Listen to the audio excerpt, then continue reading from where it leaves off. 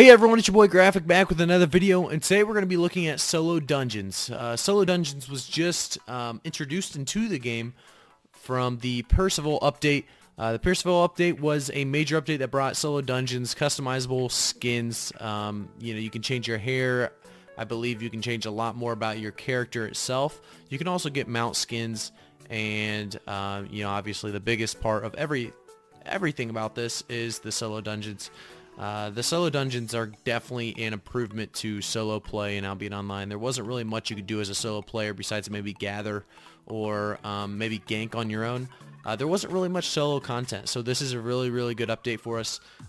They also had a few new abilities come into play. I will be using the Lifesteal passive. A Lifesteal passive is basically a 15% bonus on lifesteal. So actually, when they do healing sicknesses and things of that nature, it doesn't get debuffed.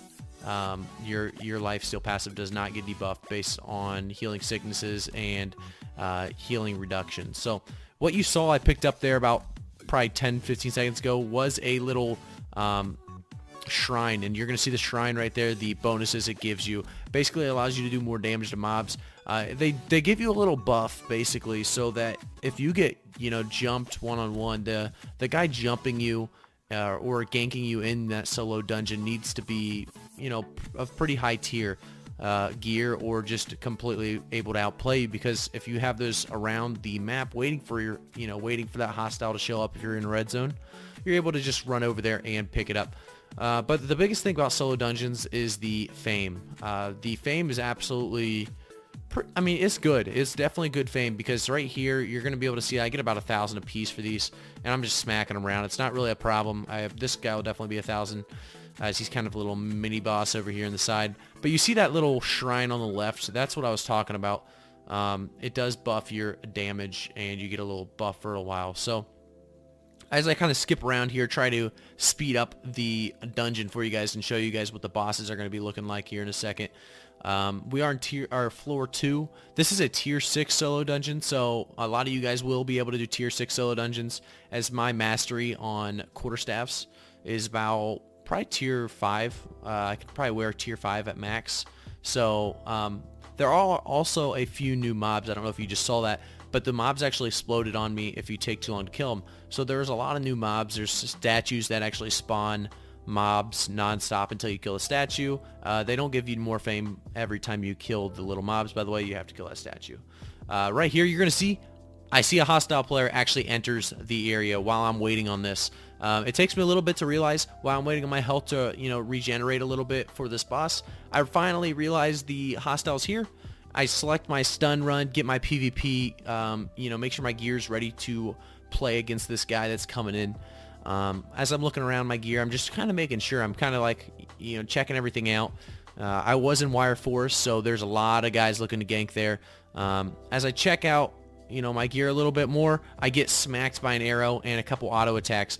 So he throws in a poison. I get a good stun here. I'm running a build that can definitely be good for 1v1s, and that's what this guy's going to realize real quick as he finally gets out of that invis with about 200 HP. At this point, he's dead because I just have Hellion Shoes, and then I have my stun run. So I'm going to be able to just hit my stun run, press Q, walk up to him if he tries to turn around, and he tried to turn around, auto attack, I get my stun off, and he's dead. He didn't run anything great. He's just probably testing, ganking. So he's got 4-1 gear, nothing special. But, that's going to be helpful, because solo dungeons, like I said earlier, the best part of the solo dungeons is definitely going to be the fame, because the silver you're not going to get much of. Unless you get pretty lucky, your drops aren't going to be too great. I did a couple dungeons, and I haven't gotten a great drop. The best drop I've probably gotten is Tome of Insight, or 5-1 soldier boots, so whatever you guys consider the better drop. But right here we have a blue chest, so I am going to show you guys kind of what it looks like for our tier 6 blue chest. It's really not hard to do at all, and like I said, guys, you're going to get ganked a lot in the red and black zones right now since this update just came out. Beware that you're going to get ganked, and bring a siphoned energy. Right there, I didn't use my siphoned energy. I knew I could probably kill anybody with this build unless there was more than one, but I brought my siphoned energy in case there was more than one player. So here's my 5-1 soldier boots drop, which isn't bad. It's really not that bad, but it's a blue chest, so Usually in like, higher, or, if you're groups of players doing dungeons, you're going to get obviously more. So we get done with that dungeon. It was just that boss. We get out and we actually find another dungeon. This dungeon has a boar under it actually. So that made me think maybe, maybe somebody's here and telling people not to come here with that little boar underneath it. I skip ahead a little bit because I am going to actually try to gank this guy from behind. When I'm doing this gank, what is one of the key parts is not to hostile up too early. You know they're not going to be up in the beginning, so I like to hostile up about 3/4 the way through that first level, and then try to hostile up in case they're at the boss on the first level. You don't want to do it too early because then they have time to get off of the boss and come off. Obviously, you don't know exactly where the boss is on the map, as it is a random dungeon, and you don't know, what they're doing at this particular time, but I hostile up and I continue running the route, and I'm probably going to check my abilities, make sure I have them on right, as it was earlier, doing some PvE and not really PvP. So I need to check my abilities and make sure I am having the right abilities on, because I know for a fact I do because I'm looking at the bottom of my screen, but at this point in time, that's what I was thinking to myself, I got to make sure I have my right abilities. But we actually got a guy coming back right at us right now. He's got his purple little shield ordeal going on. He gets a good spin on for a lot of big chunk of damage there. I actually mess up my stun run here, barely get him on, and then I actually throw him off of the fire damage with the tornado. So it was actually a rough combo by me. But luckily this guy's running probably 4.0 gear. I think it's 4.1 gear actually. So he's just taking off trying to get out of here. But I'm just going to be able to catch up and use my Hellion shoes here, and boom, boom, boom. Reputation decreased, but you get the kill and it's worth it. We'll jump back to the other side and get his loot real quick for you guys to see what we all looted here as we slowly get back into the hidden mines level 1. So yeah, he was running 4.1 gear, just basic 4.1 gear, nothing special. He had something tier 6. I'm assuming that was just food. And then he had cabbage soup, and we'll just continue on now. So we actually have a green boss here, and we're going to show you what a green boss usually drops for tier 6 based on my run. My runs, this is usually what I get from about tier 4 or tier 6 green boss. You're obviously going to get more on if you get a blue boss or a purple boss. I'm actually not positive if there is gold for solo dungeons. I'm sure there is, which would be really, really sweet because, it's all your loot. So that'd be, a cool aspect is to get maybe a gold chest. We'll have to see if we can get any in the near future, and we'll post that for you guys. But you get 1,500 fame there. Nothing too crazy. Not really that great. But this is a tier 6 red zone dungeon, a random dungeon, not even a map. So, you can get better fame if you bump it up a little bit. It's not like this is, too difficult for me. I tried to unhostile there just in case somebody comes and, there's a couple of them or something. But I can't unhostile yet. I have some time to wait.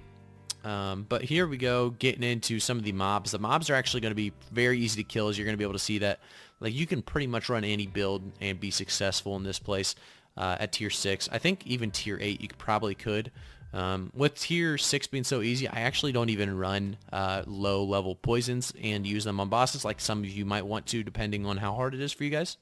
I don't actually do that because of the fact that I want to be able to use that T8 poison in case I get ganked in here. I want to be able to get the kill over getting these mobs killed a little bit faster, or these bosses killed a little bit faster. I'm fine with taking a little bit longer as long as I can kill the gankers. I love killing them gankers. And I'm sure you guys do too. So that's what I'm doing here. And I'm going a PvP oriented build over a PvE because honestly about any build can work here in these dungeons. They're really not too difficult. I'm sure I'm, a little bit less efficient than you guys probably could be. So if you guys want to go the PvE route and maybe die to gankers, or maybe a build that's better in both ways. But I'm trying to level my quarterstaffs right now. Obviously, you guys know that. Specifically that soul sight that I'm running right now, I'm trying to level. So that's why I am running what I am running. And, we're kind of just trotting through here. We got a good 1,000 fame there at least. But right here we're going to have a boss coming up. And we're going to take these mobs out real quick. I am running a demon cape like you guys realize. I'm running a 4/3 demon cape for a little extra damage. And I believe I'm running like 5/1, probably everything else. Maybe a 5/2 on something or so. But basically you can go pretty easy gear for tier 6. You really can run 4/1 like you guys saw earlier. I would maybe bring a siphoned energy, like I said earlier, in case you get ganked by at least. If you get ganked by 2 people, you're definitely going to want to siphon energy. But for sure, you're going to want to siphon energy just because, I mean, it's 7K. You're not going to go broke, 8K, whatever. But we are getting to the final boss here that we're going to show you guys. And it's going to be another blue boss, blue-chested boss. So we're going to jump in here with the Hellion shoes, get right on top of him, and throw in our damage. Our damage is going to be thrown in here. He actually has some pretty cool animations as you're seeing the rocks fall down on us. We use all of our abilities, get him to close to half health, so it's really not going to be a hard fight. I don't have to dodge much because I see in the hostile. You guys got to make sure you keep checking that hostile on the bottom right. How many players there? So there's only 1 player in the hostile zone. That's going to be me because I'm still hostile. So you're going to want to make sure you use your combos, by the way, to burst these things down. You don't want to have low health. You can also go a healing pot if you think that's maybe the better route. If you're just going for PvE and not worried about getting ganked, you can go a healing pot. It'll also help you in PvP too. But you can see there the blue chest loot was not very good. But thanks for tuning in, guys. This was random solo dungeons, and it was a lot of fun doing this video. We got some PvP action and PvE action, and I'll see you guys next time.